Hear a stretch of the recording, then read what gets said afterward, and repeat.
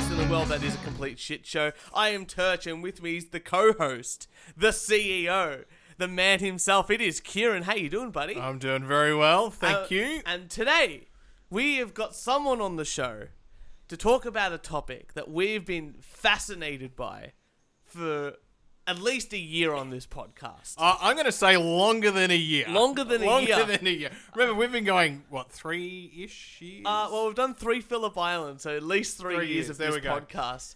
And not an episode a week like we hoped to at the beginning, but we're trying our very best. Everyone, please welcome to the show Amogh from the Frat Earth Research Podcast. Amogh, thank you so much for coming on the show. Oh, guys, thank you so much, Turch and Kieran. It's finally great to talk to you. It's amazing to have you on the show. Thank you for having me on. We can't wait. Look, I'll tell you what, I'll be very honest with you. I've been trying to get someone on the show to talk about the flat earth and the flat earth theory and all that sort of stuff for a very long time. And I've found that the community itself is actually quite hostile to people who are skeptical of the whole flat earth theory itself. Oh, yeah, definitely. Because I think it's a reflection of how the rest of society treats the community, and it's just constant ridicule and bombardment and ad hominem attacks. So, I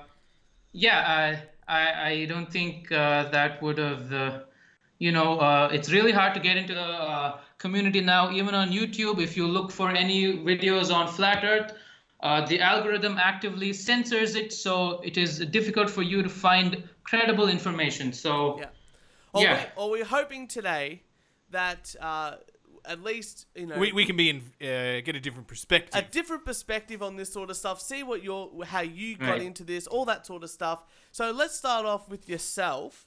Let's try to get a understanding of how you got to this place here. So how was your journey from, I don't know if you ever started off as a non-flat, a round earther, or, what were the steps that made you become a flat earth theory, that is the correct way of the earth? Right. Okay. So I, like everyone else, like all of humanity, I was just like everyone else, thinking that the earth was a globe because that's what we're conditioned. Right. Mm-hmm. So I also want to give a bit of disclaimer to all the listeners here. Please do not believe anything that I say, because everything that comes out of me is simply a product of the programming that I have been through.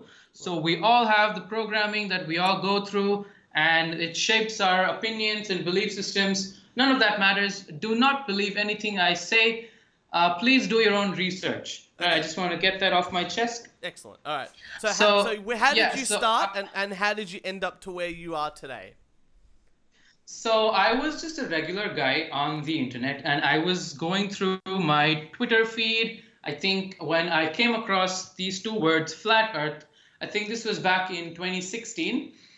And I thought to myself, wow, that is the stupidest thing I have seen all day. Mm-hmm. Because, why do people even believe that the earth is flat in 2016? I thought we were evolved enough to know that it wasn't. And all the ancients believed that the earth was flat, and then we came to the conclusion that it wasn't. And I was a solid, proponent of the globe earth model. And so I saw this on Twitter, and I thought to myself, that's ridiculous. And I thought nothing of it, right? And I just went on my day, and soon enough, it kept popping up on YouTube, on Facebook, on Instagram, all the feeds. I keep seeing this movement, this flat earth community movement that was blowing up at that point, right? And I thought, wow, that is ridiculous, man. I can't. It did something to me, I couldn't bear watching this on my screen. I'm like, no, there's no way these guys are serious. They're probably trolling or something like that. So I just brushed it off again, but it kept coming again and again like a bad nightmare until I had to face it. I had to confront this thing that I saw on the internet, which was making me so agitated on the inside. I was irritated by merely looking at this. Right. And I just sat down and I said, hey, okay, let's just look at this from an open-minded perspective and see what comes of it, And initially, I looked at this and I thought, man, that is stupid. And I just Googled 10 ways to prove the Earth is not flat, right? So the first thing you do when you see flat Earth is that you look up for evidence that it's not flat, because we want to validate our own beliefs, because we have been conditioned in a certain way as to not look at any other viewpoint that is being presented to us, because we're so dogmatic. And this is where I was until the armor was slowly chipped away by these facts that I found online, Right. and they slowly started to make sense in my head. Very trivial things that made a lot of sense in my head. And again, it's like you have flat Earth on one hand and you have globe Earth on the other hand, right? Yeah. And one of them, you can't choose both. There is only one answer to this question. Right. It's either flat or it's a globe, right? I mean, and there can be no confusion between that. So I thought, okay, let's put flat Earth on one hand and the globe on the other hand, and let's see what evidences each of them have, right? And slowly, the flat Earth hand kept getting more and more traction and more attention, because I saw these proofs that I'm going to maybe, hopefully, going to outline to you guys. Yeah, it'd be great. Yeah, go for it. Yeah. So all of these proofs came to me, but the globe Earth programming ran so deep that even though I had all of these proof, I still could not come to the conclusion that it's flat, because you don't want to be that guy in society, like telling people it's flat. Like, come on, man. I don't want any sort of ridicule. I'm always looking for acceptance, and we have it innately within us that we crave for people to accept us, and we just want to be part of the society. So we don't want to challenge the status quo. So even though I had all these proofs, I still was leaning on the globe Earth model, because that's what everyone believed, and I didn't want to be an outlier, right? And slowly but surely, there was a point in time where I had enough evidence, and the next thing I knew, I had over 100 hours of looking at flat Earth videos on YouTube, and I'm like, hey man, what the fuck am I doing with my life anymore, And it was just like, damn, how am I wasting this time? Because I had to know. It kept me up at night. I had to know if it was flat or not, because the implications that the flat Earth has is so extraordinary that I just could not live with the fact that I didn't know. Yeah, that's good. Well, look, it sounds like over time, it's been a number of pieces of evidence that have pushed you into that direction. It seems like over 4 years span has led you up to this point here, being confident enough not only to say the Earth is flat, but talking to other people about it, running your own podcast and explaining some of these evidences that you've found over time. What would you say if you were to give, someone goes, no, I don't believe you. Top three reasons. What would be your top 3 pieces of evidence that would persuade someone, look, I must admit, I believe the Earth is round, or a globe. Yeah. What would you go, and I'm not trying to be confrontational, obviously, but what would you be 3 reasons or 3 little things that you would say to me or anybody that would try and go, maybe push me to have a second look or a second opinion on the globe Earth model and think about the flat Earth model being the correct one? Okay, that's a really difficult one, because choosing 3 is really hard, but I will try. Yeah. I think the first thing that you should look into is NASA. Okay. Right? NASA is the authority figure for all of us on news about space, and I think just yesterday SpaceX and NASA had some sort of fake rocket launch that they do all the time, and people just take whatever NASA says for granted. Everything that NASA tells you is the truth, and I think that is the number one point where we should look again and see if they are, legitimate or not. So, okay, cool. So let's go back to that one. So NASA, in your opinion, NASA is not truthful about the shape of the globe or the shape of the Earth. Well, I will go another step and say NASA has quite intentionally deceived all of humanity into thinking the Earth is a spheroid of some sort and not what we can perceive with our own senses. Okay, then cool. So let's go this one step further. No, with this point here, and I know Kieran wants to hear your second one, but I want to keep going with this one here. I want to really understand these ones here. Right. So, what is the purpose of NASA pushing the lie of the globe Earth? Right.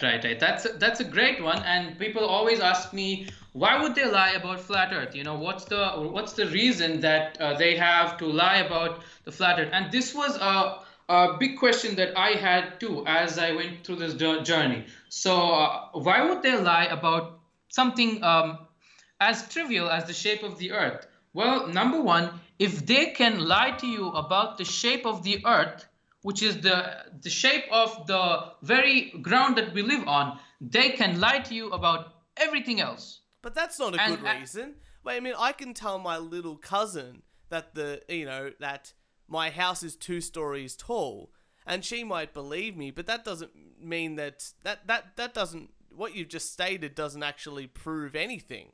No, just because they potentially can lie about one thing doesn't mean they can lie about everything else. There's got to be some sort of motivation behind it. Yeah.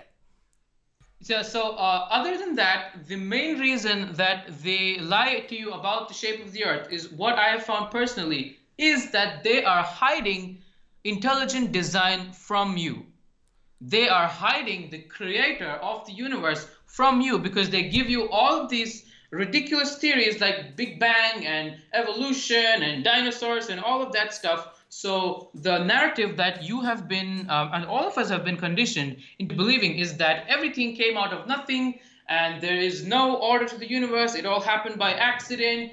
And magically the Earth is this blue ball in space, and we're all insignificant and all of that. But that is the crux of the thing. It's that they are hiding to you your own nature. Because if there is no rotation, there is no orbit. And if there is no orbit, the gravity it comes into question. And if there is no gravity, then there is no heliocentrism. If there is no heliocentrism, there is no Big Bang theory. If there is no Big Bang, there is no evolution. If there is no evolution, that means that we are not randomly here. And that means we have purpose to why we're here. And we are indeed the center of everything. Because I will in the episode, I will just outline why geocentrism is far more believable than heliocentrism, because there is more proof scientifically that the Earth is indeed the center of the universe, and they want to hide that. So they want to hide intelligent design, so they're hiding maybe God or gods. Yeah, Amogh, why would they want to hide? Why would they want to hide intelligent design? Because if you knew that there was this world that we perceive is intelligently designed, that means it's a reflection of yourself. So you know that you are not here by random, right? There is purpose to life, there is meaning to your life, and maybe that will lead you to some sort of awakening, and you go through the whole spiritual process, and basically that would prevent the New World Order from, being established. But since we are so brainwashed into believing that everything is insignificant, there is no God, everything just magically happens due to Big Bang and all of that, it gives them a new leverage to control the way you think and perceive. So I'm just trying. The reason why. Wait, what religion are you? Are you? Well, that's an assumption there. Do you prescribe to any religion, Amogh? Not really. I am not religious. I come from a purely scientific standpoint. If you're asking about my programming and conditioning, as I was raised in a Hindu household. Yeah. So, yeah, that's what I have been prescribed, but I don't, take any of that. I am not religious at all. I only believe in science, and I only believe in truth. Okay. So let's go back. I'm just trying to I just find that I find that interesting. Not being religious or holding onto a religion, but also saying that NASA is hiding God, yeah, or a God type creator. Right. Because I don't think NASA's ever tried to claim I don't think they've tried to claim that there's a God. They've just tried to find. They've asked the question: what are the causal factors for the universe? And then when you go into evolution, put things in perspective, Amogh. Kieran is purely atheistic, does not believe in God, and I'm more agnostic. So I believe there could be some sort of higher power, but I don't really, subscribe to any one religion, despite going through Catholic education. In my time. So I'm just going to go back there and just sort of try to sum up what you said. NASA is trying to use science to take people away from understanding that instead of being a purely happenstance, Big Bang Theory, evolutionary product, they're trying to push that into our faces rather than saying we are intelligently designed by some type of a creator. And the flat Earth is linked into that somehow. Right. Okay, so going back into the question, why would they lie about the shape of Earth? Obviously, there is the money aspect into this, right? They always do this for profit. Well, NASA gets billions of dollars every year, and they're funded just to give us these CGI images that they show us.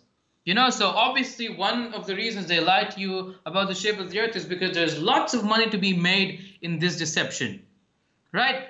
Other than that, it is to hide the creator, it's to hide your spirituality, it's to hide more land, more resources, hide the scientific knowledge, hide what's in Antarctica, hide that you are at the center of the universe, or hide that you are special. So you can take your pick. So by I guess do you not that taking their position, is that really important to you, knowing that them saying you're not special? I mean, see, if you think about it, if you're not special, then your life is meaningless. I mean, nothing you ever do will amount to anything because the universe is one day going to end up in a heat death or whatever. So nothing really matters. See, I take that from my personal experience. I don't believe that there was a creator. Potentially my life could be meaningless, but I don't live my everyday life like that. Right. Like, as much as a creator does give some people meaning, I think a lot of people, look... See, Australia, I take more comfort not knowing that there, in my belief that there isn't a creator. Australia has stated, I think about 30 to 40% of the population is agnostic or atheistic within their beliefs. And people still seem to push themselves forward, saying that they do have a purpose on Earth, whether they find that within their job that they're doing, or their family, or their activities that they're doing, or a myriad of other of things. Despite the fact that this whole NASA has pushed this, you're saying, myth of the round Earth instead of saying it was a flat Earth. So I'm not quite sure the interconnectivity between the two yet. And you're saying the profit margin. I mean, look, we'll say NASA is a government-funded organization, and I don't like the government as much as anybody else. But in the same so why do you trust them?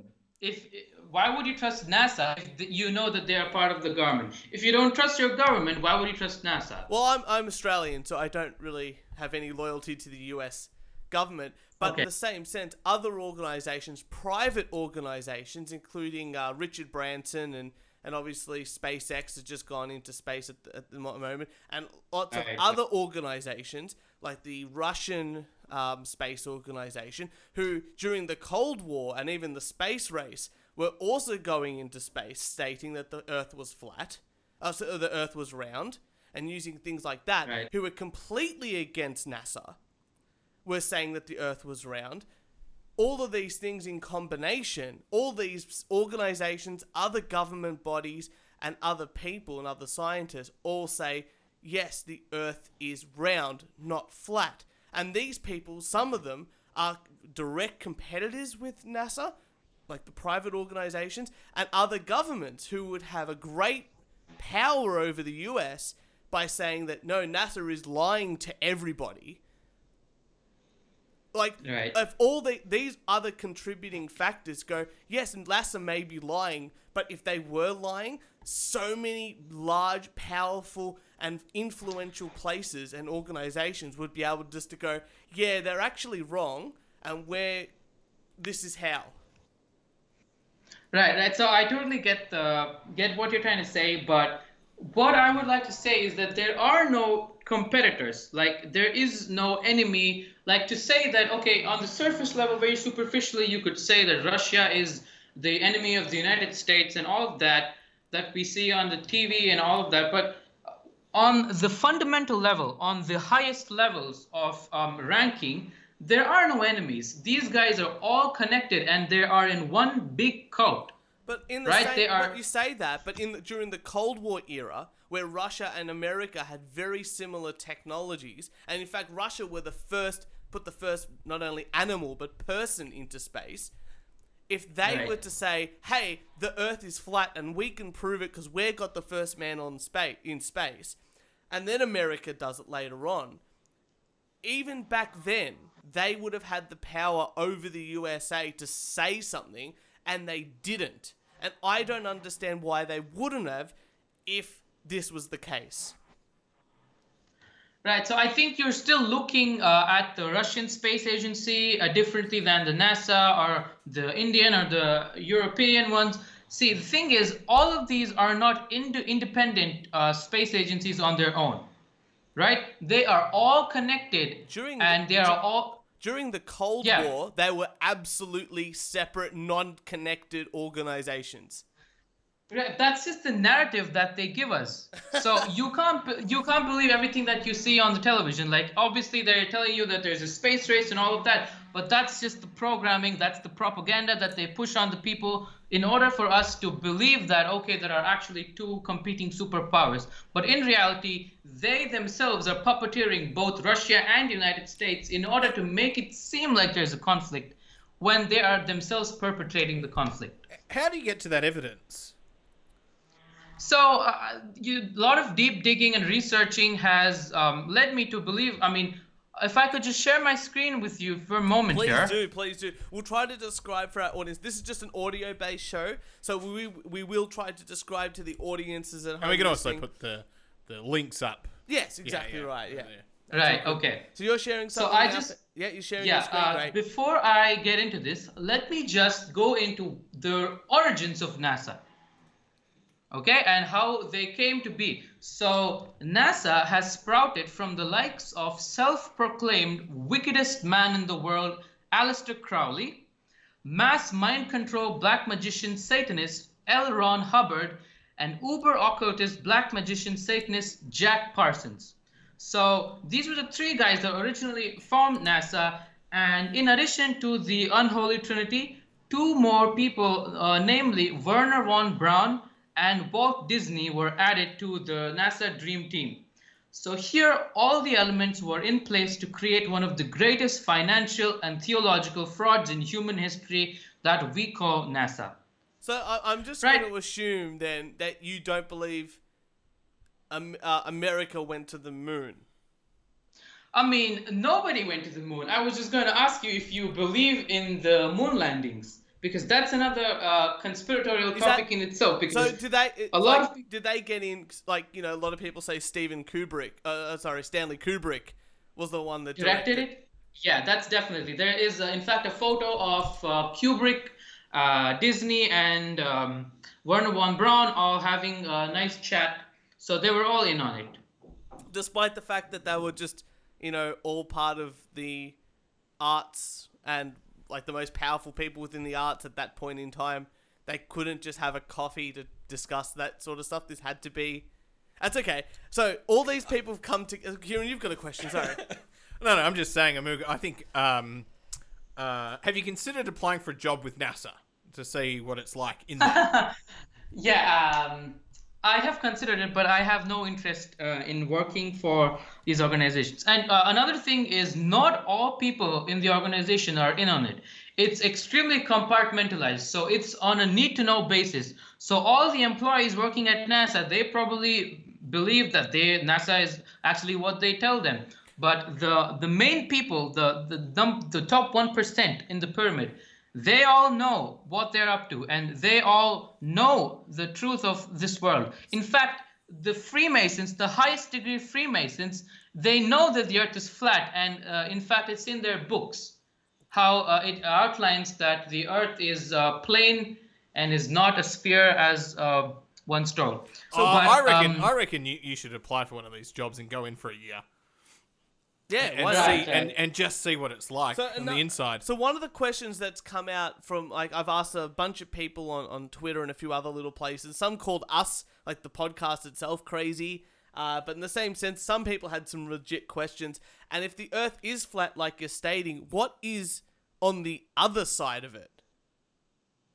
Right. So everyone talks about how this is part of the programming. Whenever you tell people about the flat Earth, they'll be like, okay, so where's the edge? So why don't you fall off? Or something like that. But it's actually another model in itself.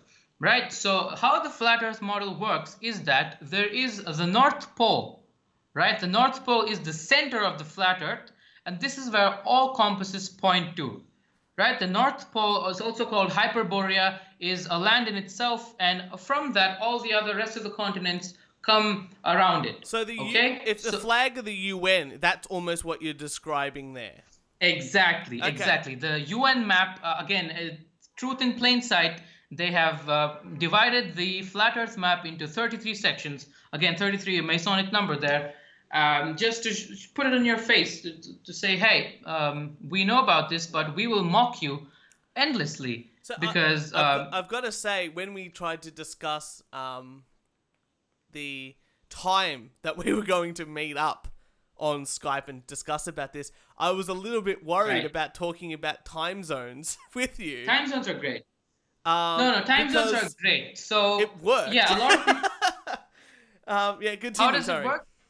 No. Continue on. So Kieran and I are just looking right now at the UN map of Earth, and it looks like, and we're in Australia, and it looks like Australia, width-wise, is almost twice as wide as the USA. Right. So it's not too, it's not actually, accurate to the scale of the continent, but it is in fact accurate to the distance. So this map is actually used by the USGS, US Geological Service, and all shipping and navigation people use this map for their travel. So there's a lot of different projections. How do you know that? How do you know that? Is that something that's just stated explicitly on their website? Yeah, it is. Yeah, it is. It's officially used by the USGS. Can you pull it up for us? Can we say that? Yeah, just a second. Mm-hmm. Right here, you are seeing all the logos of the space agencies. Can you see that? Yes, we're seeing that. So what this is called a vector or chevron symbolism. Yeah.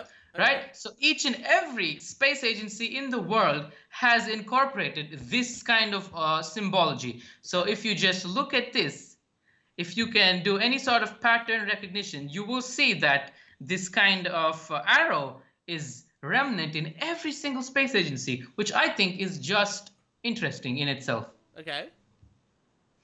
So, that's just something to think about, because how can every space agency in the world have the same type of logo? It's just, to me, it is beyond coincidence that they would.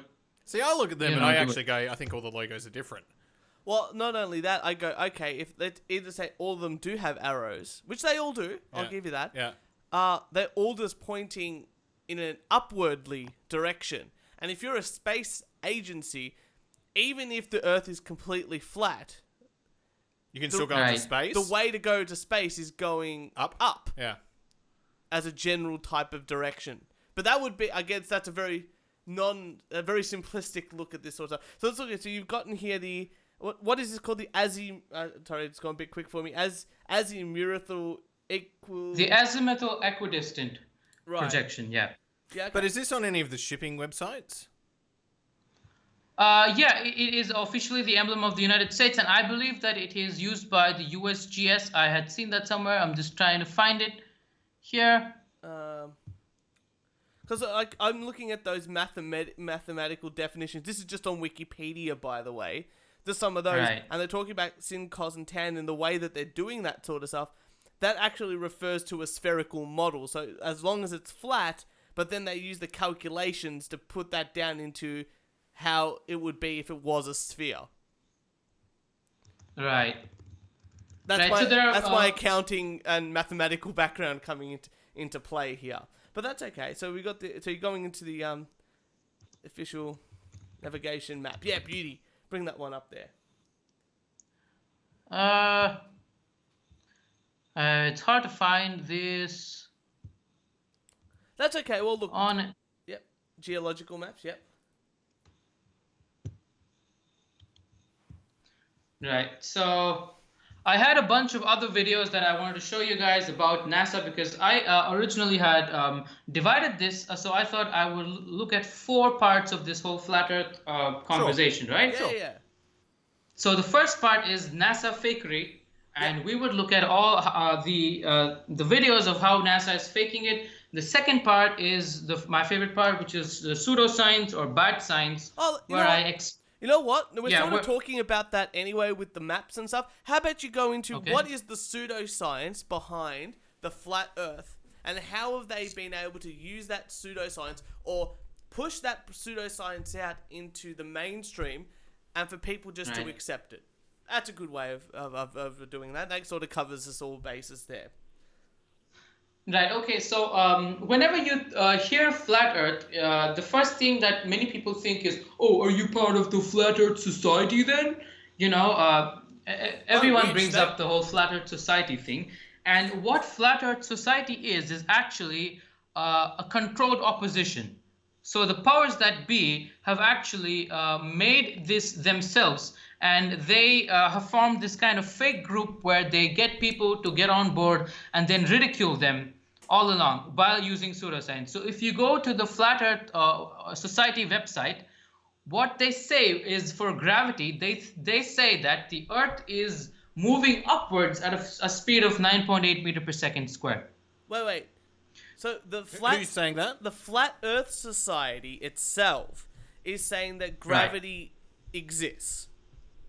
No, that's the Flat Earth Society is a psyop or a psychological operation Right, so in order to get. NASA or this consortium. I'm totally lost. Church, break it down for me. Okay, from what I understand, if I'm wrong, please correct me. But the consortium of space agencies has created the Flat Earth Society as a counterpoint to make being flat Earth look stupid. Right, okay. Is that correct? So it's not exactly the consortium. I mean, in a way it is, but it is actually the powers that be, the people who originally designed this deception. This goes deep into the Jesuits and the Order of Jesus and the Knights of Templar, Freemasons. All of these people, they had a plan designed for humanity, and they have carried it out. So one way they could discredit flat Earth is by they themselves putting up this opposition, this controlled opposition,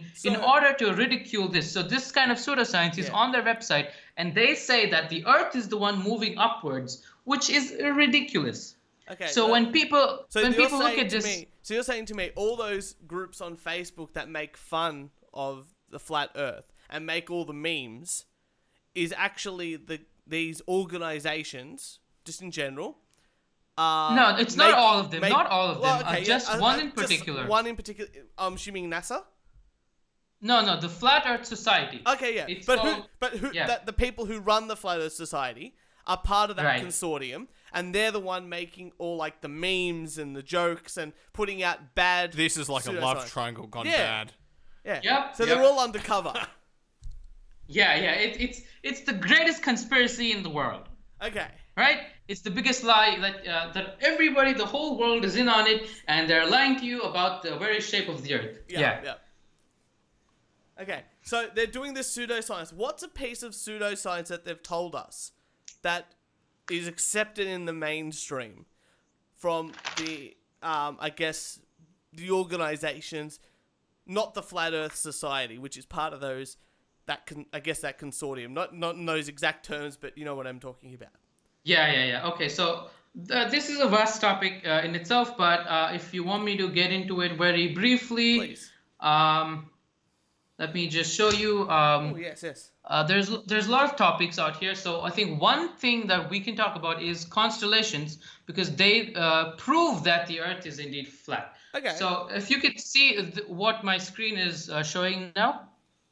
Yeah, we got the flat Earth Right? facts. So the same constellations have appeared in our night sky for thousands of years. Okay. So we mean to say the same set of constellations that the ancients saw and formed their astrological models and all of that, the same stars are the one we can see every month, in every year on, we can see the same stars, which would be impossible if the Earth was spinning, orbiting, and hurtling through infinite space. Why? Because the narrative here is that not only the Earth moves, which in fact there is no proof of spin that we'll get into later. There is no proof of spin, but the Earth moves around the sun moves around the galaxy, the solar system moves around the galaxy moves around the great attractor, and so many of these things, but we don't feel a damn thing.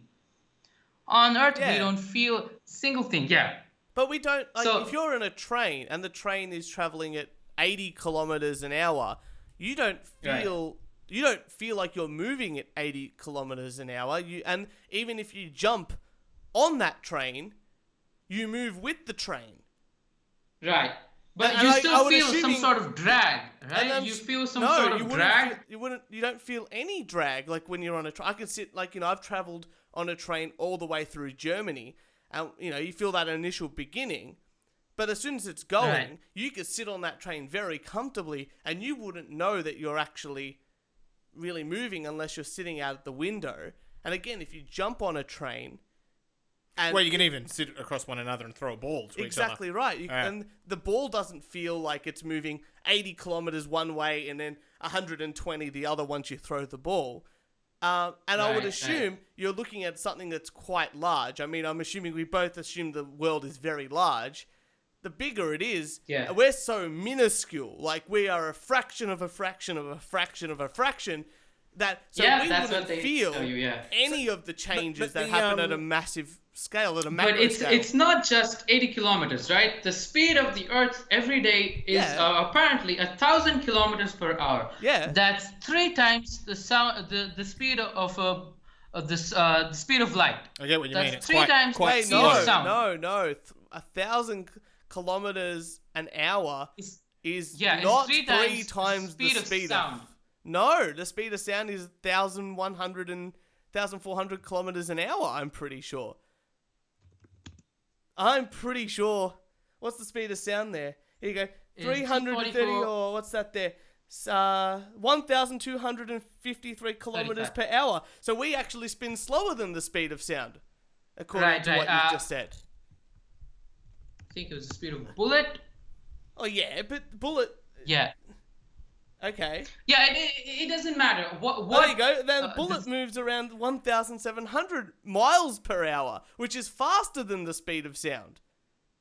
Right. So, but you don't feel anything. Doesn't that seem a little fishy to you that you don't feel a single thing whatsoever? But I want to get back to this point. So you're saying the Earth is moving, or they're saying the Earth is moving up. No. That's the pseudoscience that they present to you in the Flat Earth Society to discredit the original, true essence of Flat Earth. So you're saying that the round Earth, the flat Earth, is in a disc-type shape and is stationary. It doesn't rotate. It doesn't move up and down. It just stays stationary, and everything else moves around it. Right. So the Earth is not a planet. Is that how you see it? Sorry. Yeah, that's exactly how. Let me just try to explain to you how I view it. So the Earth is like a pizza, like a flat pizza, and it doesn't move.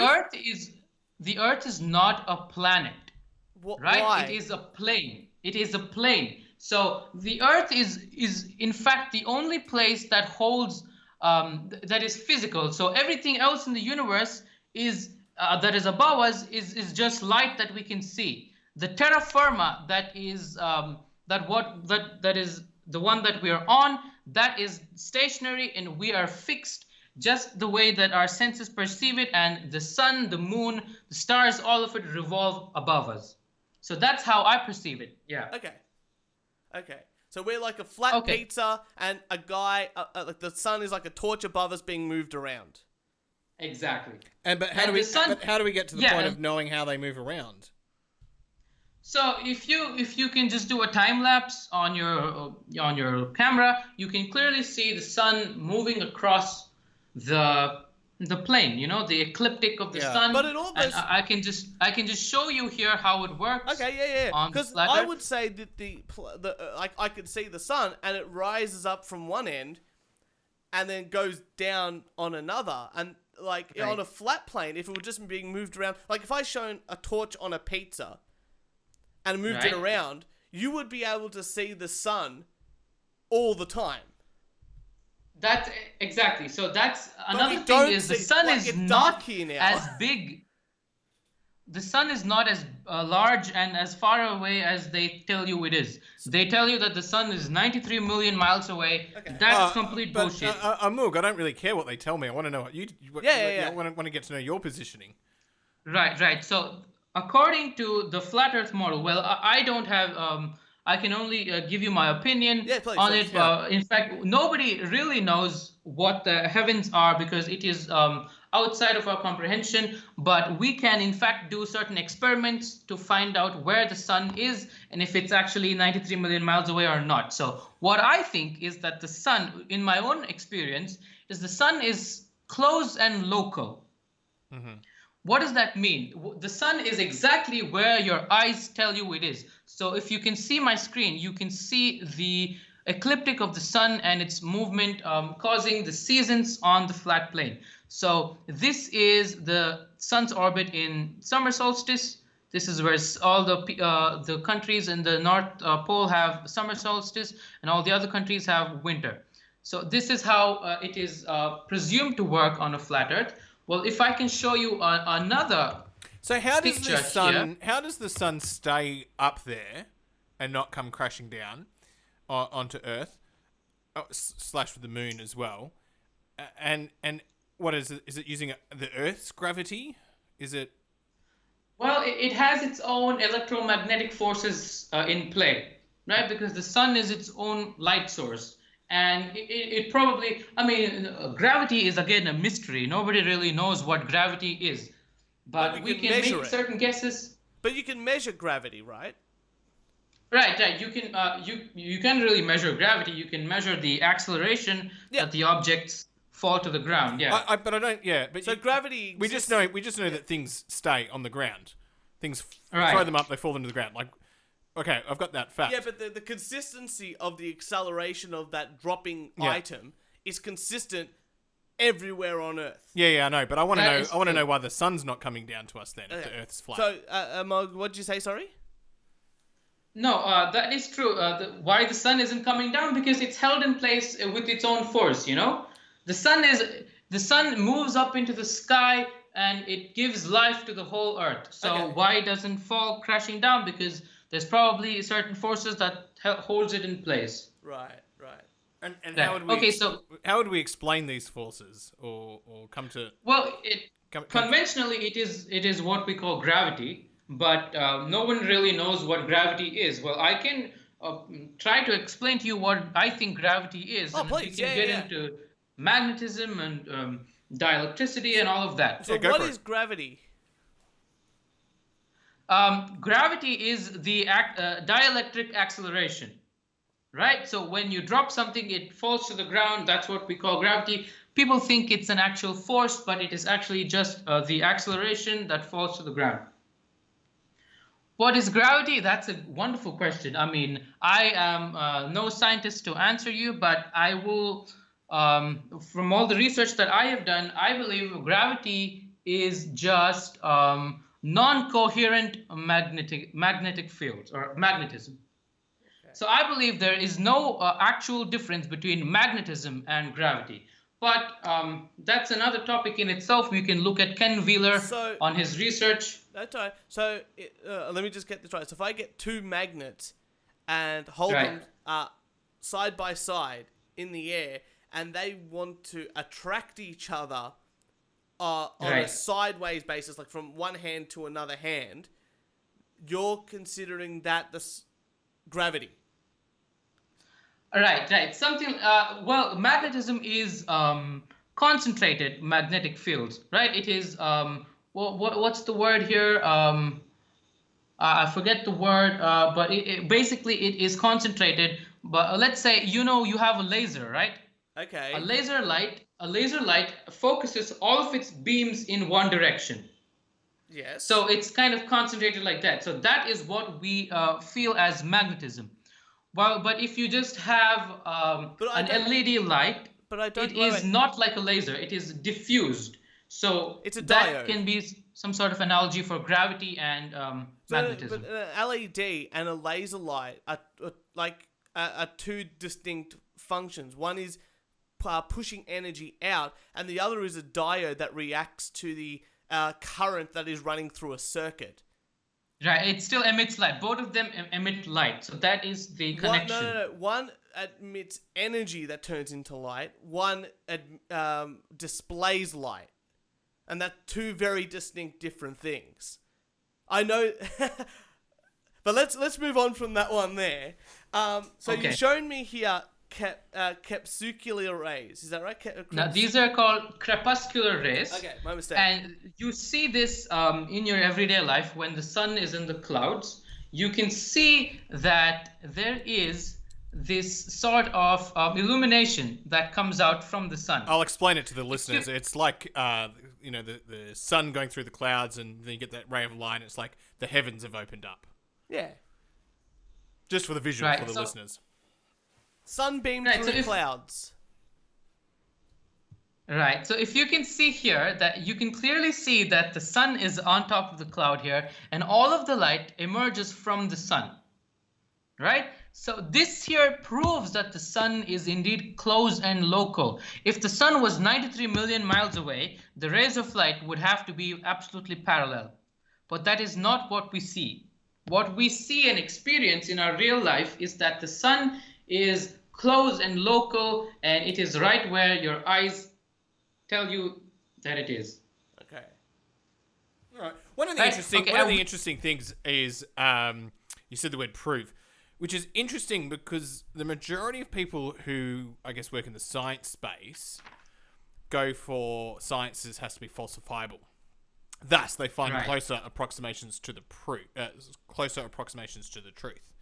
So there's always that I could be wrong question mark. Exactly. I could be wrong. So just looking at these clouds, so you said that this proves it. Have you flipped it the other way around and going, how could I be wrong? Yeah. There's so many proofs for why crepuscular rays are actually parallel. You can go read this, and they say it's just an optical illusion. They're not really convergent. They're actually parallel, but it's just the way the light looks.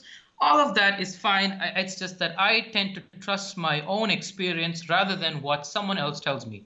It's a combination of using my own discernment and my first-hand real-life experience. So again, if anybody can believe whatever they want to believe, however you want to perceive things is absolutely fine. I have no problems with globe earthers or how they tend to perceive. In fact, I am very much open to the possibility of a globe earth. If any of you, or if I find any proof that the earth is indeed a globe, I will switch back and say, hey guys, I was wrong this whole time. The earth is a globe. I was wrong. I can do that. But so far, I have not found that sort of proof. We'll have to get you on one of the SpaceX launches in the next couple of years. I mean, Right. the latest SpaceX launch, I was just messaged from a friend of mine saying that, and apparently they live streamed from the ship itself the whole transport all the way up from the base of the, like where they lifted off, into space itself. Right. 24/7. So you can see. You can see the Earth is a curve. Yes. Okay, so that's wonderful. Everyone keeps telling me this, that you can actually see the Earth is actually curved for yourself. That's simple. When you are in outer space. It's a camera trick called fisheye lens. So if you know what a fisheye lens is, or if you know what a GoPro is, it wants to collect more light into the lens. So what it does, it distorts the thing around it. So but we don't know. But we don't know what lens was actually on that spacecraft, though. That SpaceX that just went up. Mostly, I've seen these live streams from NASA. But this is SpaceX. Yeah, I've seen the kind of footage that they always give is this characteristic curving of the globe, so of the supposed globe. So here you can see a man. He has a selfie stick and he has the GoPro, and you can clearly see the Earth seems to be curved. So people look at this and they say this is proof that the Earth is curved. Right, but that is not the case. So I have so many instances where people sent me this photo of this guy on the Mount Everest, and he's holding a camera, and behind him you can see the curved Earth. And But they tell me, hey the man, thing your is, flat Earth bullshit is over. This is right here proof. But they forget to account for the fisheye effect that distorts the actual thing. So if you have a fisheye correction, you can actually see that the Earth becomes flat. see, to me, the claim though is that you're just saying that they're using those cameras, Exactly. but you don't know If they actually are. Actually, you don't actually know what cameras they've used. To me, Well, the step is sending them an email and going, "Hi, you've sent this footage out. What camera did you use? What lens did you use? Can you send me that information? Right. Can I verify? You can either do can that. I verify that information? Yeah, or Right. So you can either do that, or you can do the experiment yourself, like many of these flat earthers have done. So you asked me for the top 3 things why what I should tell you why the Earth is flat. I said number 1 is NASA. The number 2 thing that I will tell you is look at high altitude footage of the Earth.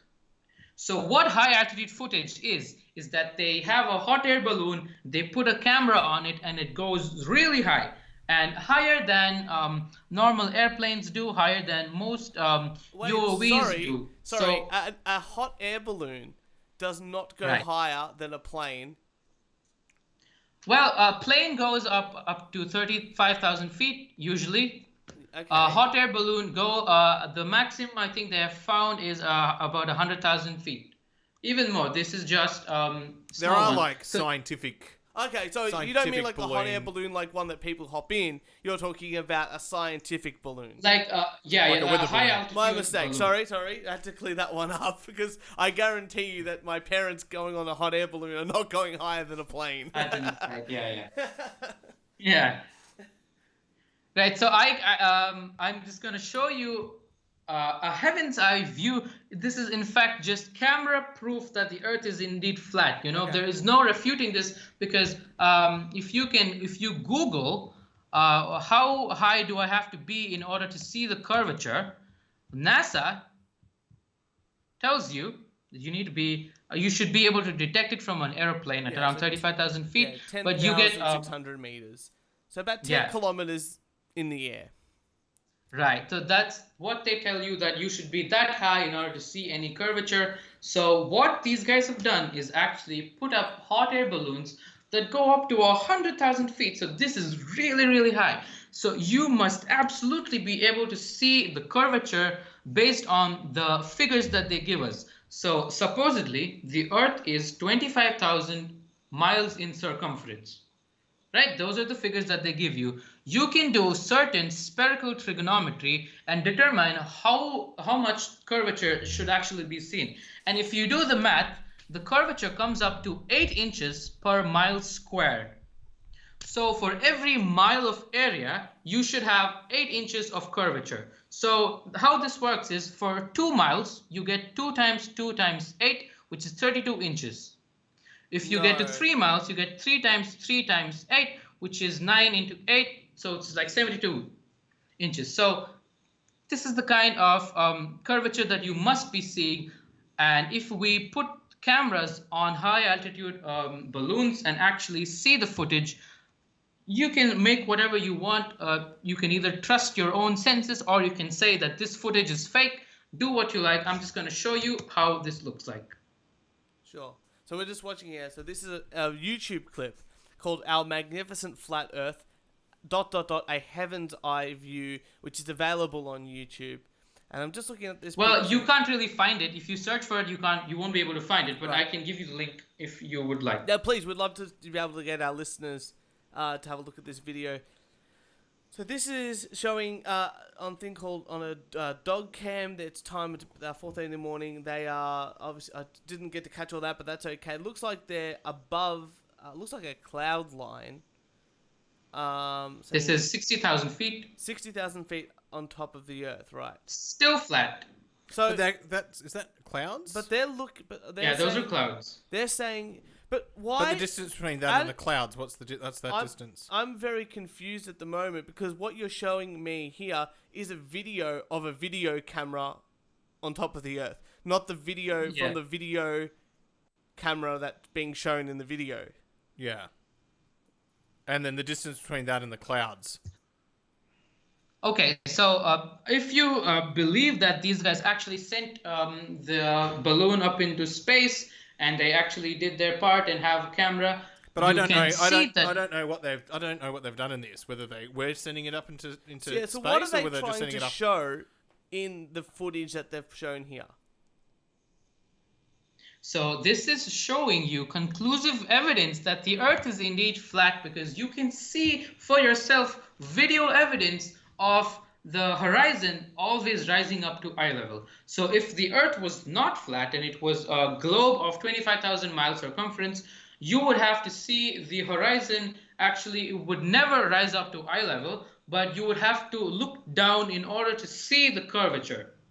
That is not the case because even at altitudes like 100,000 feet, you are still able to see the horizon perfectly at eye level. And another interesting thing here to look at is if you can see here, you see a hot spot directly underneath the sun. See, one of the things in this, though, is we can't verify how high this is. Yeah. So there's nothing in this video to tell us, A, how high this is, B, we're looking at a bunch of clouds. So we can't actually see ground. So again, it's up to the individual in order to determine whether he wants to place his trust on the particular piece of evidence that he's looking at or not. You can say this is fake and it would be perfectly fine. So if you put the same scrutiny that you But put I just on mean, that, we just heard about the distance and all exactly. that. Exactly. You just said, like, I don't trust NASA because they don't say things truthfully and they don't show us how and all that sort of stuff earlier on. And you're not putting the same amount of scrutiny on this video here. You're just taking it on face value because it's showing you a different number one, perspective. because it's not NASA. These are a bunch of independent researchers that want to see for themselves what the Earth looks like. So they have, and yes, I have definitely analyzed the video footage to see if there's any errors or green screening or any sort of effects that have been added. I have definitely analyzed it, and to my knowledge, I believe this to be truthful, and they actually did put the video. But that is up to people to decide, Okay. Right. Okay, so another fun thing I can show you Go for it. is how NASA is always spending billions of dollars to give you this shitty photoshopped, and they can't even fake the thing right. Okay. If you can. One of my questions there. Have you gone through and read their annual reports where they actually break down their expenditure? I don't have any interest. I have not looked at how they spend their revenue, but I'm sure they have perfectly valid expenditure reports all the and all money of that. they spend. Like, if they let's just say their budget is $1 billion, right? Keep it nice and simple. Right. They don't spend $1 billion on space travel. I mean, one of the things that NASA created in conjunction with the army back in the day was a gas tank that could easily pour gas into vehicles for the battlefield. And they still do other research for other items and other properties and other inventions that we use on today's devices, including electronics, technology, computer systems, software. They don't just do space travel. In fact, they're actually getting almost out of the space travel game simply because, one, the private industry is the going private into it. industry is doing it far more cost effectively, cheaper, and more consistent. And from what I understand, NASA are using SpaceX rockets to do whatever stuff that they want to do. Right. NASA's now just consulting to SpaceX. Basically, But one of the things is, I just don't they're think more he of can an say R&D department. Yeah, I just don't think he can say billions. I mean, if you go through their reports, you can sort of break down their expenditure and say that it's likely that they've spent 2.4 billion on X. Yeah. Or to me, it's a cop out just to say billions. That's what they tell you. I mean, sure, Well, if you want to actually. I mean, to me, that's just lazy, not going and actually trying to find the source that they're printing out, as it's public information. It's like public companies in America have to write a quarterly report every quarter with their financial details and what they're spending. Right. So I'm sure that exists. I'm sure all of that checks out. I just have no interest because I believe what my eyes tell me, right? Okay. So if you can see here, you see 4 different Earths from 4 different space agencies. So this should tell you that there is no actual photo from Earth from space. Let me tell you that again. There is not a single photo of Earth from space that is not photoshopped or is not touched upon on added effects and all of that. I'm looking for a single legitimate photo of Earth from space, and I am unable to find a single photo from Earth from space from all these years. So if you can show me. So what I'm seeing on the screen is here are 4 different space organizations with no verification. These are actual photos that the organizations let's take it on have. face value. Like I said, 4 different Earth pictures from 4 different space agencies that have been, what you're saying, photoshopped and all that sort of stuff. Yeah. Right. No, there is actually a video interview of the guy who worked for NASA. Yeah. So this image that you see is the iconic blue marble image.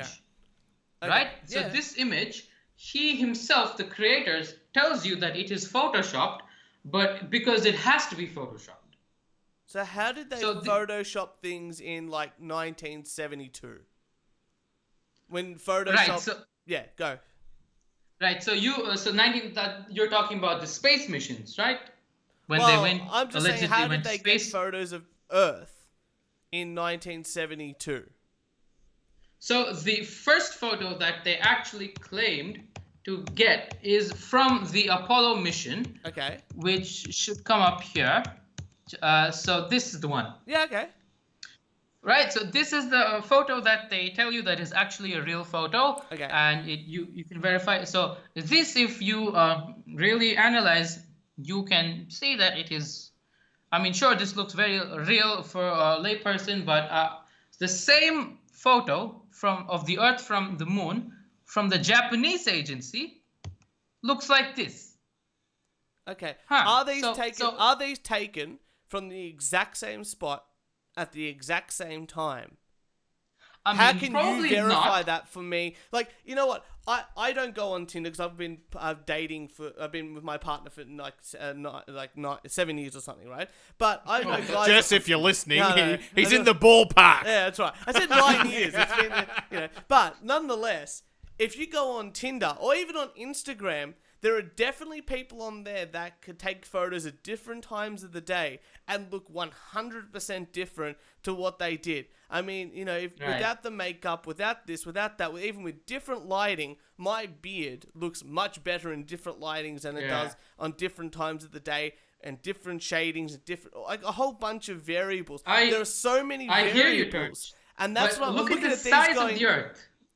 I can't even see the Earth in that picture. Exactly. Look at the size of the Earth that is different. I mean, there should at least be some sort of similarity or pattern that we can see, but it's absolutely different. Why is that? Why should there be some sort of similarities between the sizes of Earth from the moon? Because the moon is apparently 250,000 miles away from the Earth.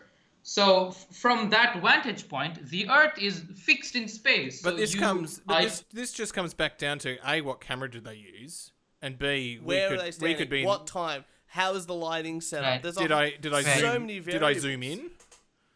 Did I not zoom in? And C, did they actually even go to the moon in the first place? Right.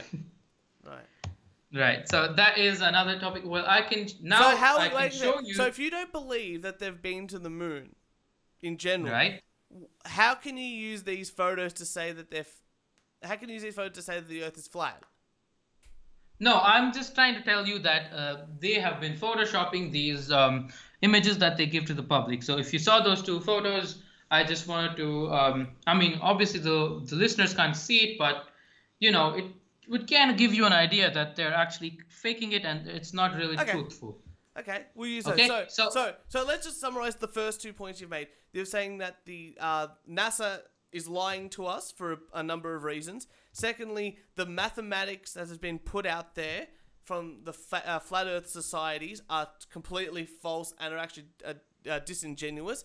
And you've also talked about how the moon pictures, the pictures that they're taken from space and even going up into the higher parts than 35,000 feet or 10.6 kilometers, private organizations or individual people have done this, and we cannot see the curvature.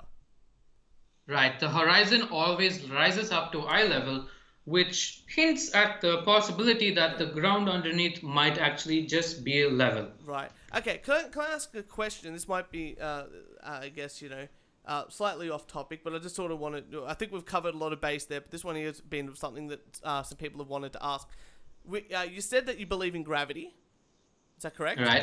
Unlike other flat earthers, I actually acknowledge the existence of so-called gravity, even though I might disagree with what it actually is. Yeah. Right. So other planets have gravity too. Supposedly. Do you believe that? Yeah. I mean, anything that has matter has gravity. Right. So all these other planets have gravity. The moon, the sun. Not a planet, obviously. The moon is not a planet, obviously. But like Mercury, Venus, Earth, Mars. I'll say like those four there. Keep it nice and simple. The other planets, do you believe that they're spherical in shape, or are they also discs or flat?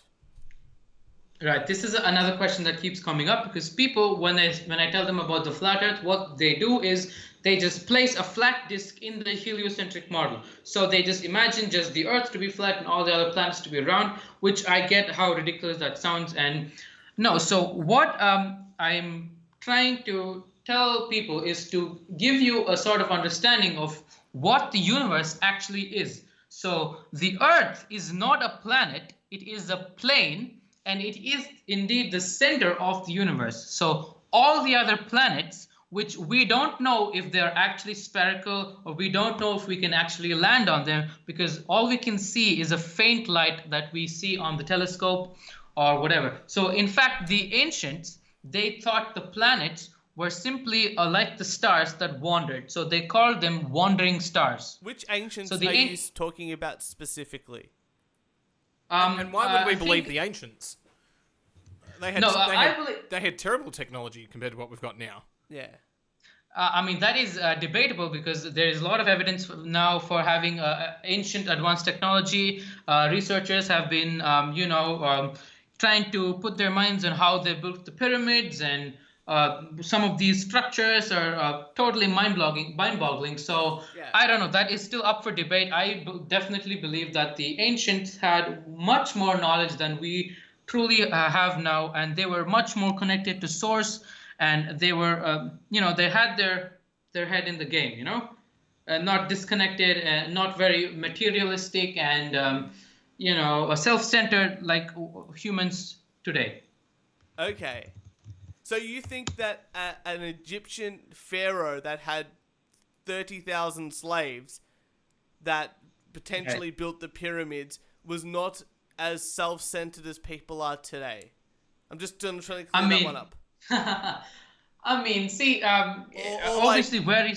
Like the ancient Romans that fed Christians to the lions are not as self-centered, or Nero who burnt down all of Rome was not as self-centered as someone. The comparison there seems really flawed. No. Right. What's his name? Definitely. What's that? Attila the Hun. Is it Attila the Hun that had sex with so many people, like 1 in 6 people, because apparently had lineage to that and killed like half the world? Or no, it was Alexander the other guy. the Great. It was the Mongolian guy. My mistake. That's the one I'm talking about. And then, or like the Aztecs that used to sacrifice people for gods that they considered unworthy to live, so they sacrificed right. them to gods so they could plant. Hey, this isn't history. Let's get back to the I flat don't Earth. understand the comparison to say that the ancients were less self-absorbed than we are today. It's not just self-absorbed. They were more in tune with the nature around them because they didn't have the kind of technology that we do have now. So they had, by having... Okay. To me, it's very clear they had crappier technology than we have today. They did have ayahuasca and mushrooms and all of that sort of medicinal herbs. So we still have those today. Yeah. I mean, Joe Rogan talks about taking ayahuasca and all that sort of stuff on his podcast on a regular basis. Joe Rogan is a shill, and he is part of the what we call the intellectual dark web, along with Jordan Peterson, Ben Shapiro, and all the rest of the people. Joe Rogan is a paid shill that is put out to put forth disinformation to confuse people. Okay. That's just in my opinion, yeah. Okay. Okay, so here if you can see the etymology of the word planet. Okay. You see it comes from the Greek plana, means wander, and then to planetes, meaning wanderer. So the ancient Greeks, they thought the planets were actually wandering stars. So they're just like stars. So coming back to the question, is all the other planets also flat? I don't know, because we can only see the light that comes out from the planets and telescopes and all of that. And so far, it is still unclear whether we can actually go land on them, or if they're actually, mass of solid physicality, or if they're just, balls of light that we see in the sky. So the word in Greek wanderer could also mean that the Earth moves around the sun. Like that could be another interpretation, number one. And number two, I know that you don't really believe in NASA, but in the same sense, there has been probes that have landed on Mars that have proven and have taken soil samples and a whole bunch of stuff and brought it back. Perfect. That's a great topic for us to see this. So if you are interested, I can show you specific sections of official NASA streams and photos, and you can see for yourself. Okay, this is just going to be like 2 minutes. Sure, let's do it. Please, let's do it. And Kieran, how about you commentate? All right. So again, you don't have to believe any of this. You can obviously say, I challenge the credibility of the source and all of that. Are you able to make the video full screen? Yeah, make the video full screen for us. Okay. That'd be good. So this is saying, right in front of you, you were seeing the fake moon landing being staged. Awesome. So it looks like an astronaut there on somewhere. You're doing a great job there, Kieran. I know. I'm just starting it up. It looks like a ladder fell on him and a whole bunch of stage crews going up to this astronaut to get him back into place. This is great. This is an actual ISS feed that happened, and just take a look at this closely. Okay. Yeah, we're looking at an arrow. He's doing something, and he just fades away. Okay. Yeah. This is official live stream. If you want, you can go look at it. So there's plenty of these. So this is the original photo from nasa.gov. You can go and download it and put it on Photoshop. Yeah. And turn up the contrast and a bunch of things, and you will see what. Okay, so we're turning up the contrast on a picture from NASA at the moment. Oh, and what's that right there?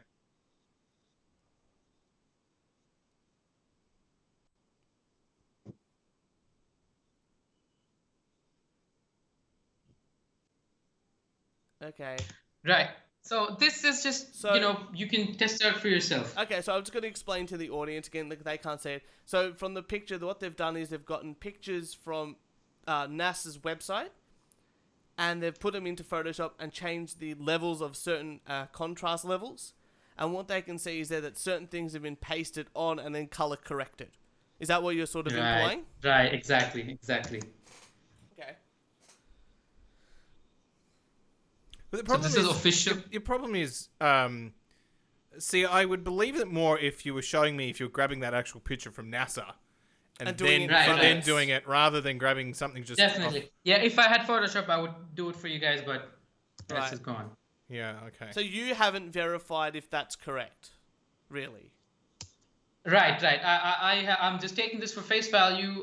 Please forgive me if you think I blindly believe people, but I can put my trust in people that I think are credible and use my own sense of discernment. See, I don't put my trust in people that I think are credible. I'd rather go to the original sources and grab it and verify it myself. Well, sometimes you don't have the money or the resources to do what the experiment. So most people just tell me, why don't you just fly a rocket into space and see for yourself if the Earth is flat or not? I'm just going to make an assumption here, Amogh. You're doing a podcast, so you've got to have some kind of technological device with you.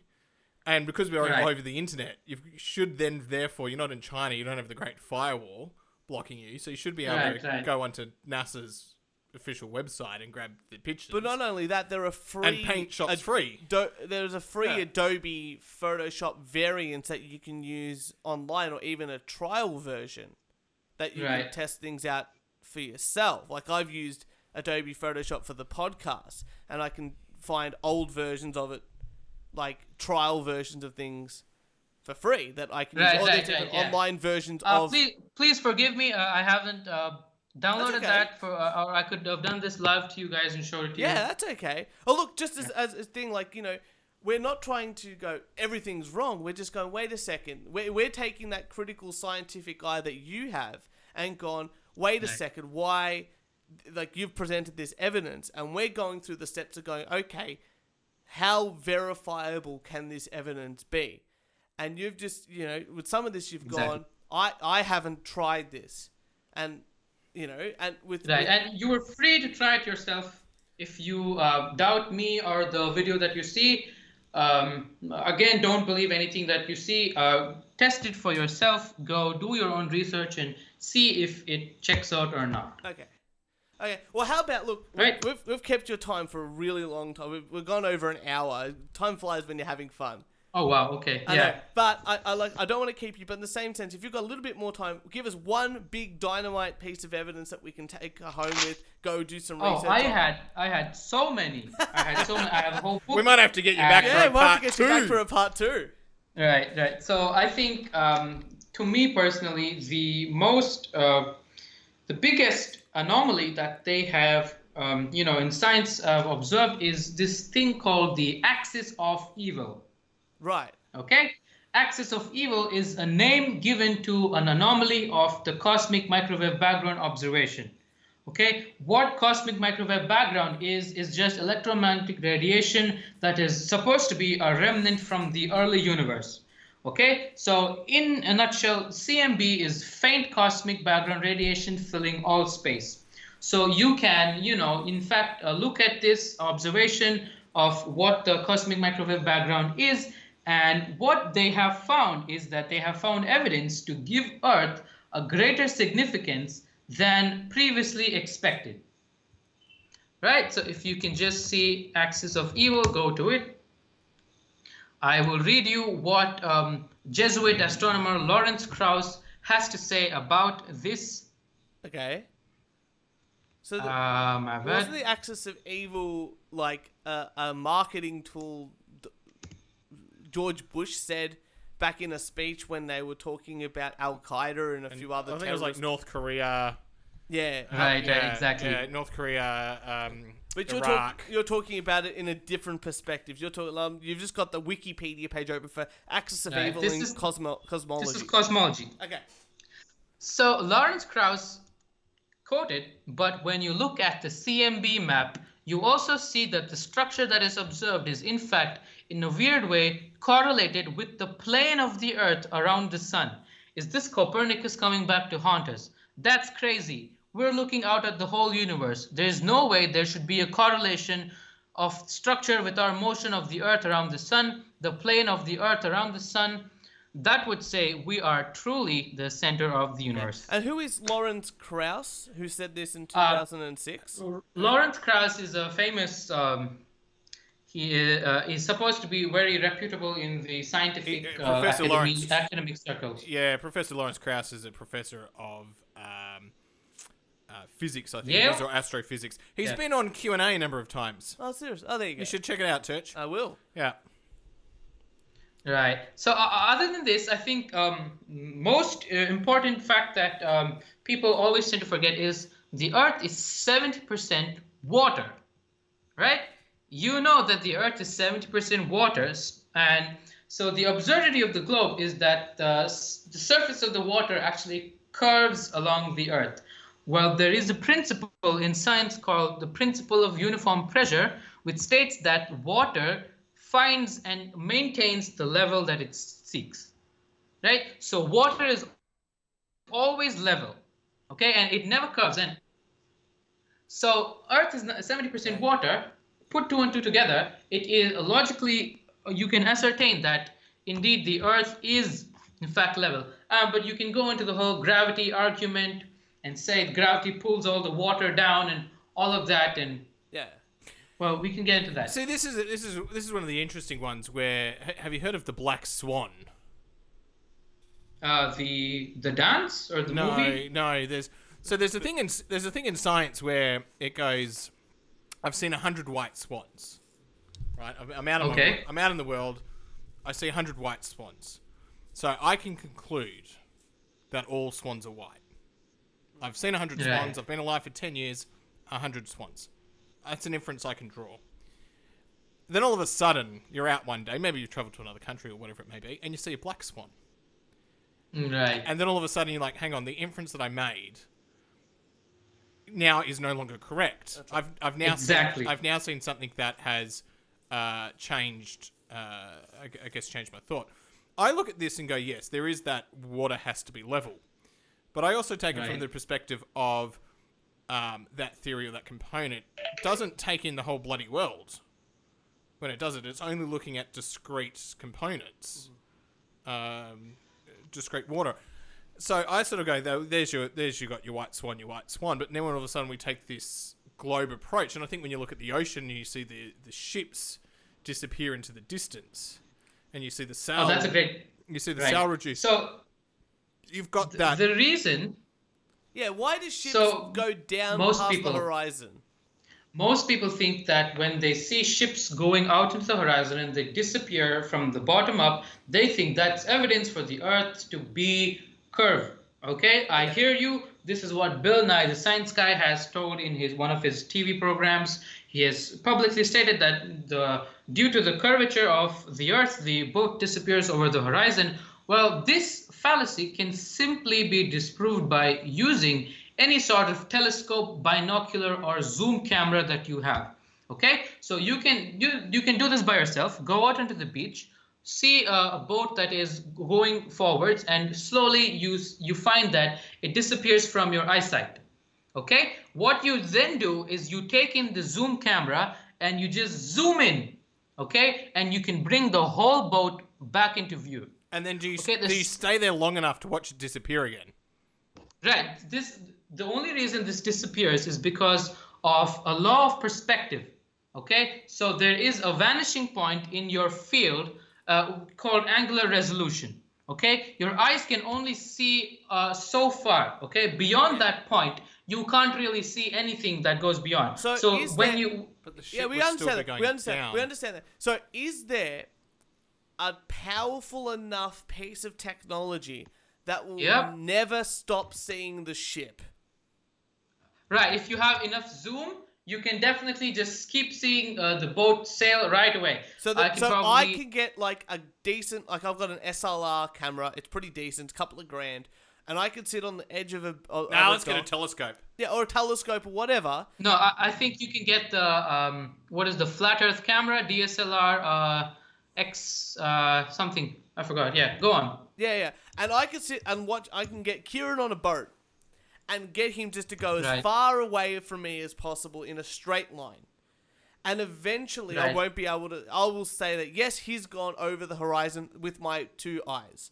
Right? And then I go, you know what? I'm going to whip out my camera because I want to take a photo of him. And I can get my zoom and zoom in on him as close to it, as far as my zoom can do. Like all the way. And I will still be able to see not only him, but the entire boat.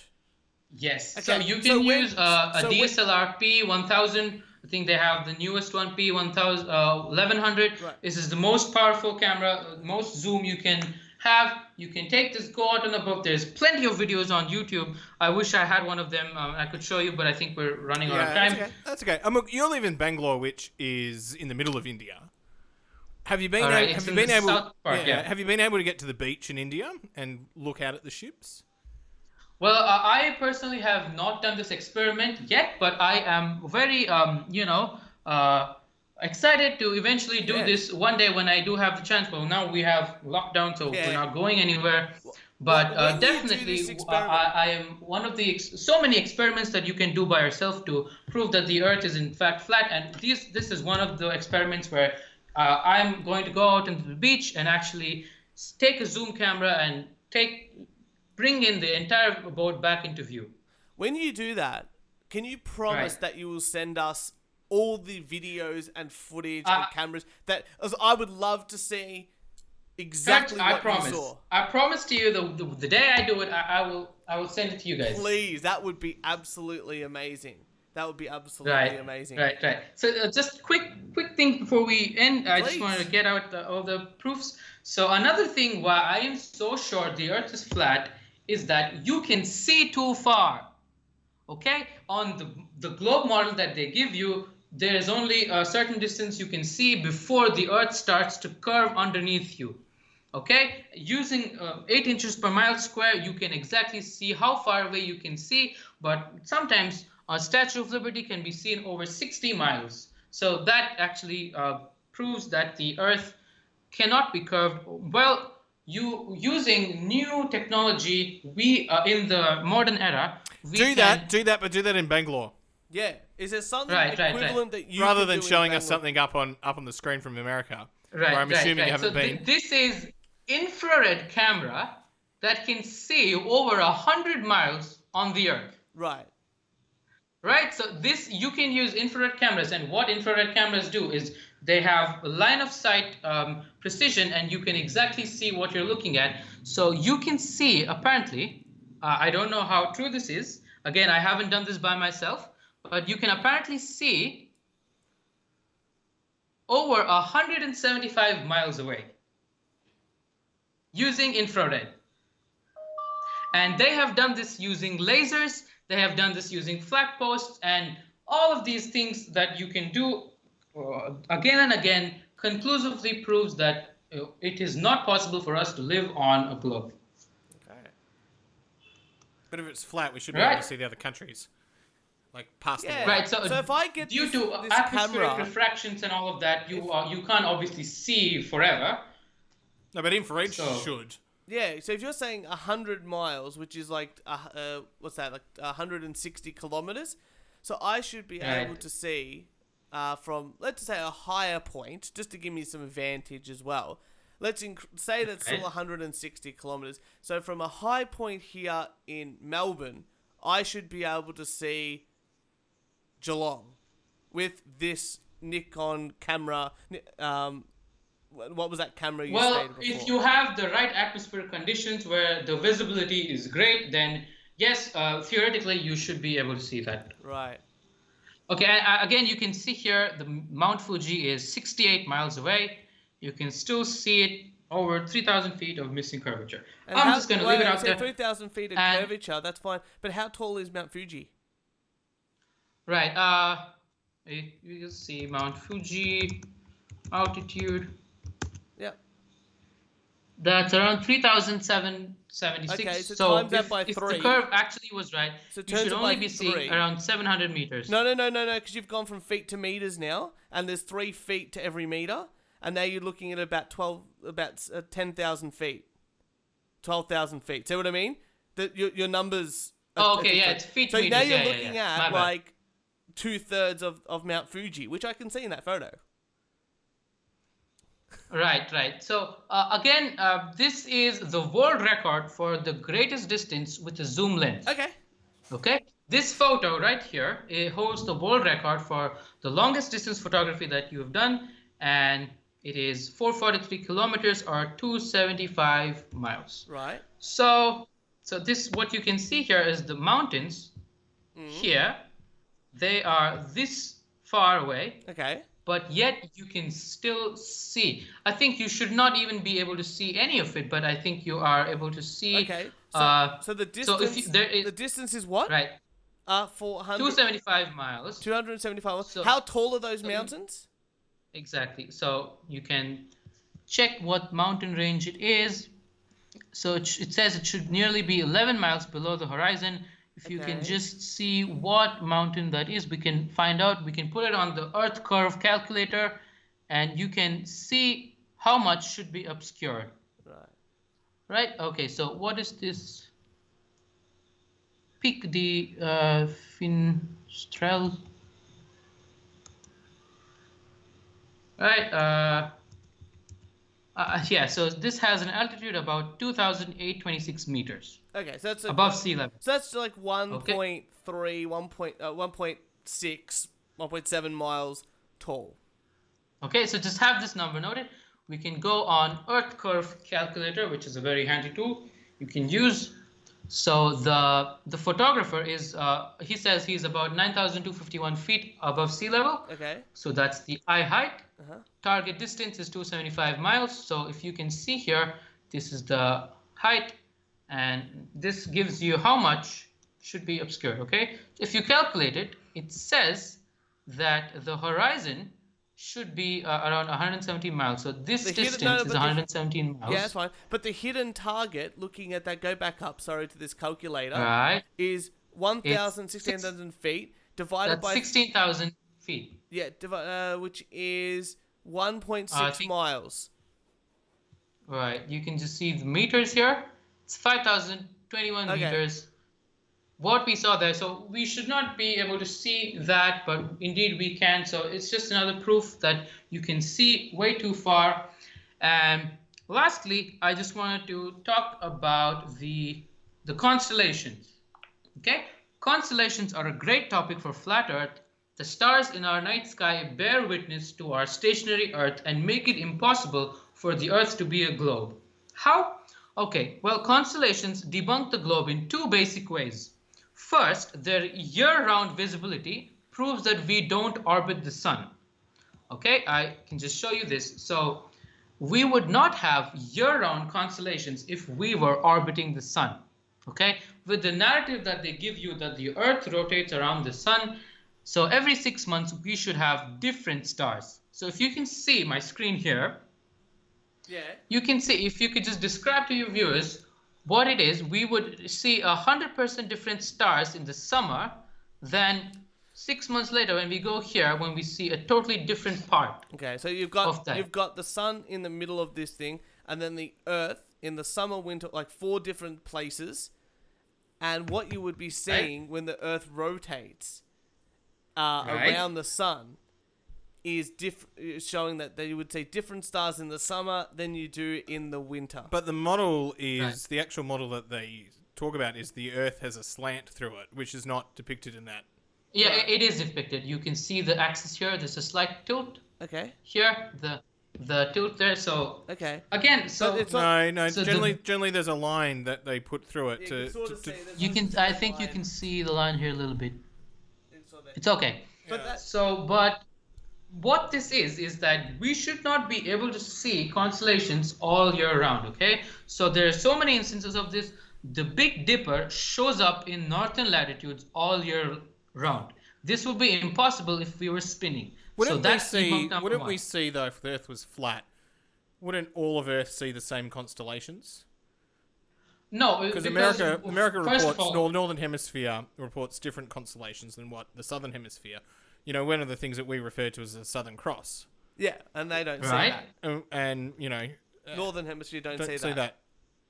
No, that's actually not true. So you can see the Southern Cross from all the way, sometimes in southern latitudes. So if I can if the Earth was flat, everyone should be able to see the Southern Cross. Yeah, well, not really, because first of all, you have visibility problems. Okay, on the flat Earth, it's not like you can see all the constellations at once, right? Why? There's only a certain distance you can see.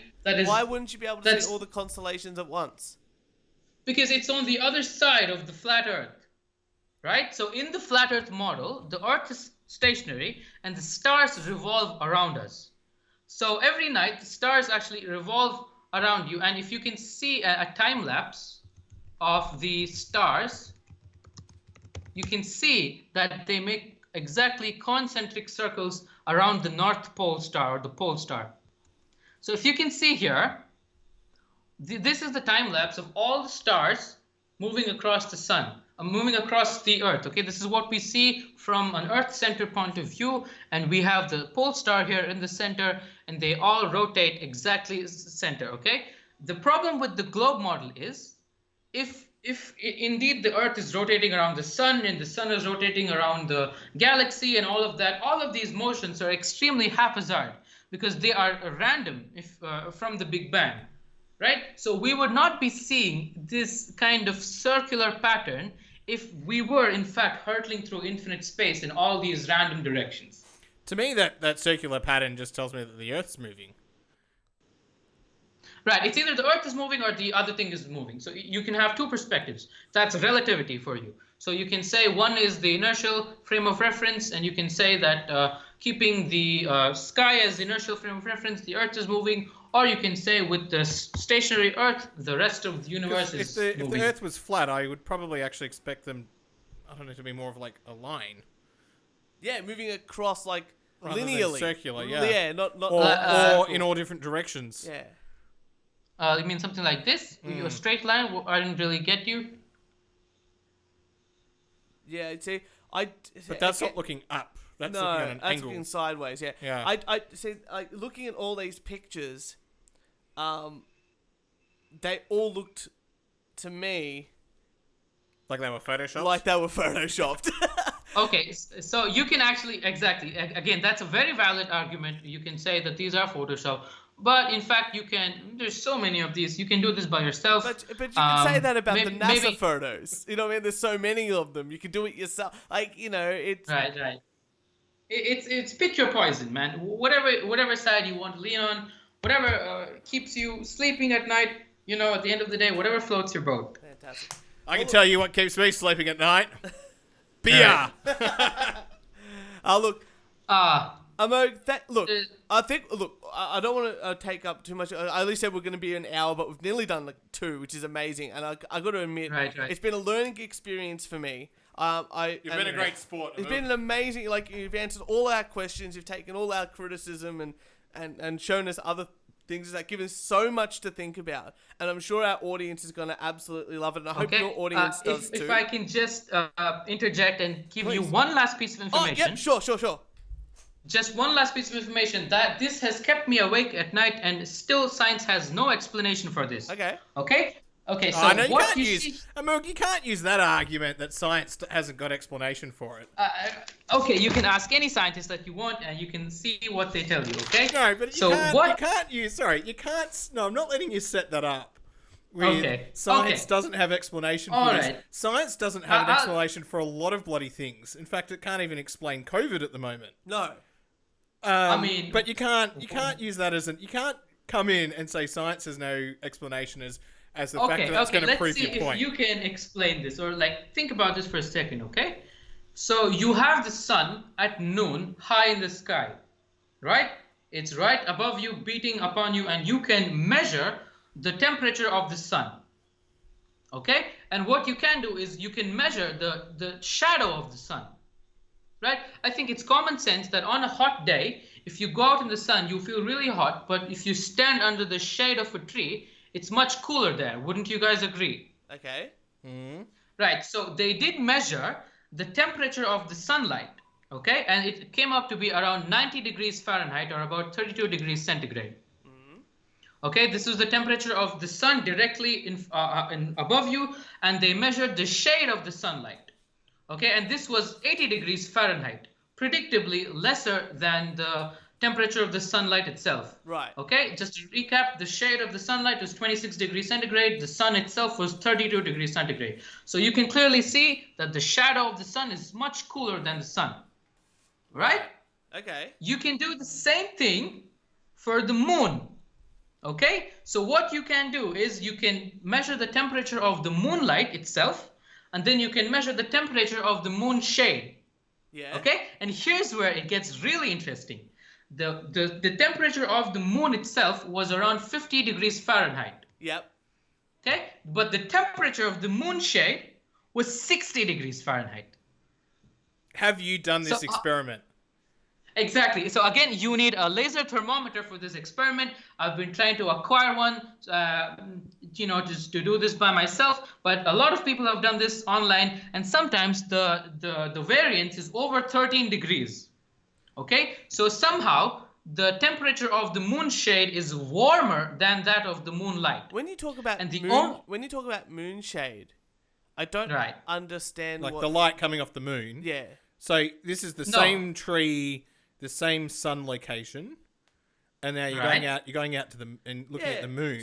So I'm standing in the middle of a field, like a soccer field or something like that, and then I go underneath the where the barbecue area is, like the veranda. Yeah. Is that what you're talking about? But now you've got a thermometer, so whatever temperature measure. So you're not really measuring the sun. You're measuring where that thermometer is placed. The thermometer measures the surface of whatever you're pointing at.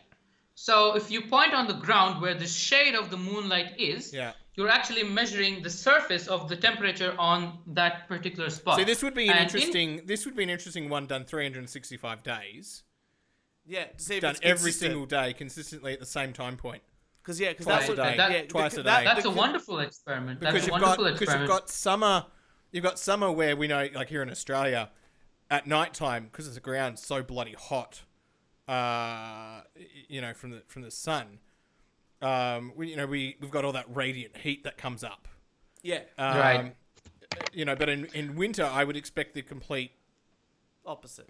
Yeah. But Amogh was saying that it's cooler in the heat is. The moonlight. Hotter. What I can conclude from this is that the moon generates its own cold light.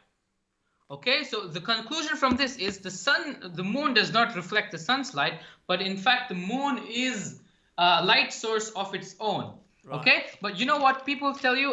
The scientists, they tell you the sun is exactly 400 times larger than the moon and exactly 400 times farther away from the moon, and that's why you can see them to be the same size in the sky. Well, flat earthers, what they tell you is trust your own senses. Trust your own intuition, and you can see that they are in fact the same size. So a possibility is the sun and moon are exactly the same size out in the sky, just as your experience tells you it is. So this is just the last information I want to give you guys. Here you can see on the left is the temperature of the moonlight is minus 2.7, and the moon shade is warmer than the moonlight. So just finally, we can close with a George Orwell quote. Okay, if you guys know who George Orwell was, he was, so I've read many of his books. Right. So this was his quote on the Tribune, 27th December 1946. You can verify this by yourself if you don't believe it. He said, "It will be seen that my reasons for thinking that the earth is round are rather precarious ones. It does not rest on any reasoning or experiment, but on authority. And how can it be otherwise when the range of knowledge is so vast that the expert himself is an ignoramus as soon as he strays away from his own specialty? Most people, if asked to prove that the earth is round, would not even bother to produce the rather weak arguments I have outlined above. They would start off by saying that everyone knows that the earth to be round, and if pressed further would become angry. In a way, Shaw is right. This is a credulous age, and the burden of knowledge which we now have to carry is partly responsible." Amogh, out of curiosity, have you ever played a musical instrument? I have. I don't specialize in any instrument, but I have tinkered around with some instruments. Out of curiosity, I've been playing music for 20 years and I have a vast musical theory knowledge. Why? Wow. Okay. In this case here, George Orwell has said a scientist has a speciality. Now you said you've studied music, but it's not a speciality of yours at all, where it is for me. Why would someone go to you for music theory knowledge over myself? Right, exactly. Maybe if you maybe if, to give a different perspective, you can ask someone else. But the the most credible one should be the one actually playing the instrument. Which is me. So again, yeah, exactly. So Right. it isn't So I'm the an authority expert. of sorts. That's the like I'm the expert and the specialist in the field. So you wouldn't Right. ask you because you're not the specialist, despite what George Orwell has said. That's right. But it's different from blindly accepting what someone has told you because they're the authority. Because I know that you have knowledge in music and you've been playing it for over 25 years. I can put my trust and faith in you and, listen to what you have to say. Amogh, you've been great, and I really do actually want to chat with you again. Yeah, excellent. But I want Right. you to conduct some of your experiments yourself. Yeah. Yeah, for sure. I want to come will, back. I want to definitely- come back and hear about your experiments that you've conducted. It'd be Right. amazing. It'd be amazing. Amogh, Definitely, man. Amogh, And if I ever go to India, we're catching we're up. catching up, yeah. Yeah. Or if you ever come to Australia Yeah. or Australia, You're always welcome to where I live. I've been to Fantastic. Bangalore, I would so love to have you. Yeah. Yeah. And look, I can't wait for Australia to play India again in the cricket because I'll be definitely going for Australia. Right. That's it. Yeah. But look, we want to make sure, where can people find you, your podcast, all that sort of stuff to get additional information? Well, I don't really upload as much because I don't have the time right now. I've been trying to upload more. But you can check out my podcast on Spotify, Apple Music, whatever you want. It's called Flat Earth Research. But if you want more credible information about Flat Earth, you can check out this chap called Eric Dubé. So Eric Dubé is great for a beginner to come into the Flat Earth, and he really nicely explains all of the things to you. If you're really interested, look up Eric Dubé on YouTube, and he has a book called 200 Proofs the Earth is Not a Spinning Globe, so that might be a good start for you guys. That sounds fantastic. Oh, look, we'd like to thank you so much for your time today.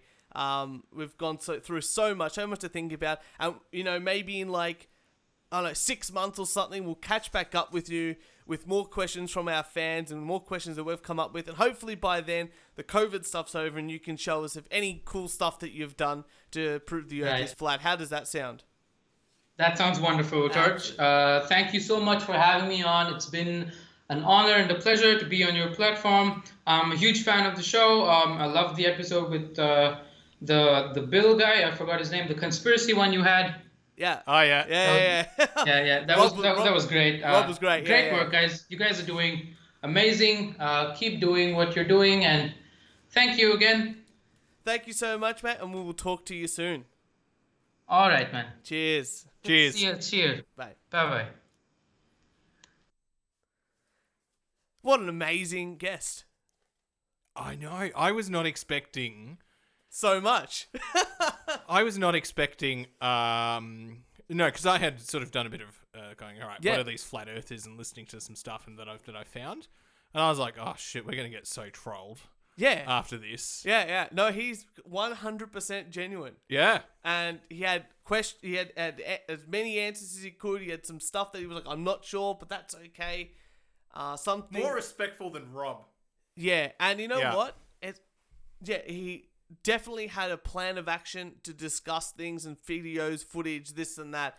So I'm glad that he took everything that we asked well. Yeah. It was amazing.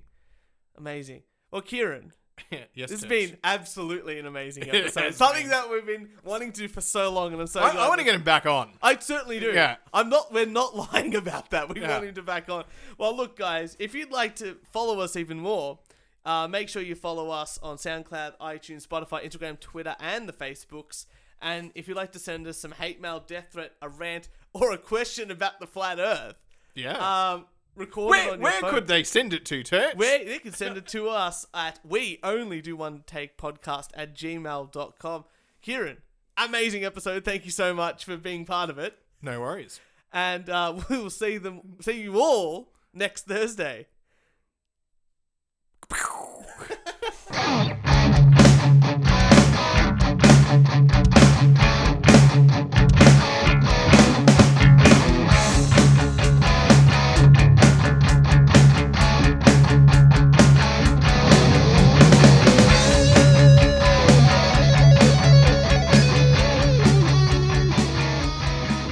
Where do I find these people?